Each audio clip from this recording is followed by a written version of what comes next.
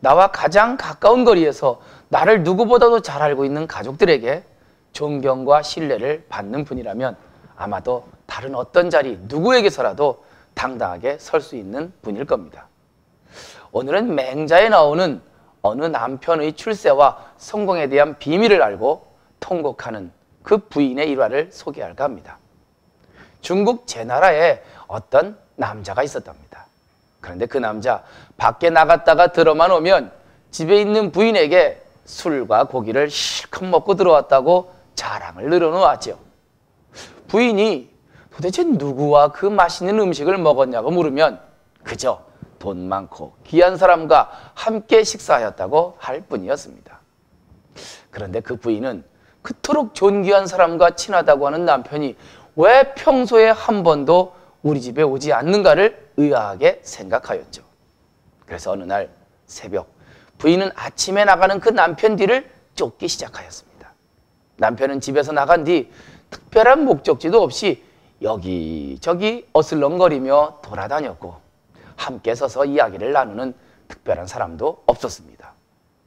그런데 마침내 남편은 동쪽 성문 밖 공동묘지에 가서 무덤에 제사를 지내는 사람에게 먹을 것을 구걸하는 것을 보았던 거죠. 그리고 부족하면 이리저리 다른 무덤에 가서 구걸을 하여 얻어먹는 것이었습니다.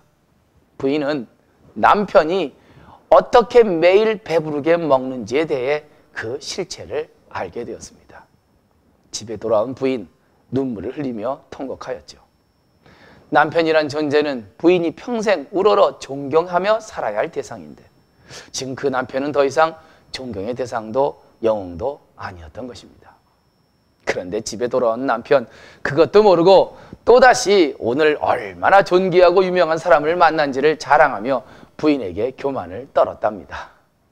맹자는 이 이야기를 제자들에게 들려주며 이렇게 말합니다.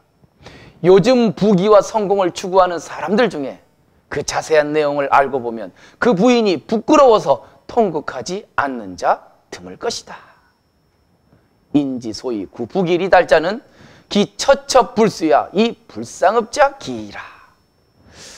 이 이야기는 성공과 출세를 위하여 어떤 부끄러운 짓도 서슴지 않았던 당시 사회 풍토에 대한 맹자의 일갈입니다. 아울러 옳지 못하고 부끄러운 방법으로 부귀와 영달을 구하지 않겠다는 맹자의 인생관을 엿볼 수 있습니다. 저는 맹자의 이 글을 읽으면서 우리가 사는 이 시대 사람들의 부귀와 성공을 추구하는 방법을 돌아보게 됩니다. 언론 여기저기서 터져나오는 성공한 사람들의 부끄러운 뒷이야기를 들으며 진정 성공과 출세는 무엇인가를 고민해 봅니다. 맹자는 하늘과 땅 그리고 어느 누구에도 부끄럽지 않는 그런 모습으로 대장부를 말합니다. 내 뜻을 세상이 알아주면 나를 따르는 사람과 내 뜻을 실천해 나갈 것이다. 득지면 여민유지라. 만약에 세상이 나의 뜻을 알아주지 않는다면 나 홀로 나의 길을 걸으며 살리라.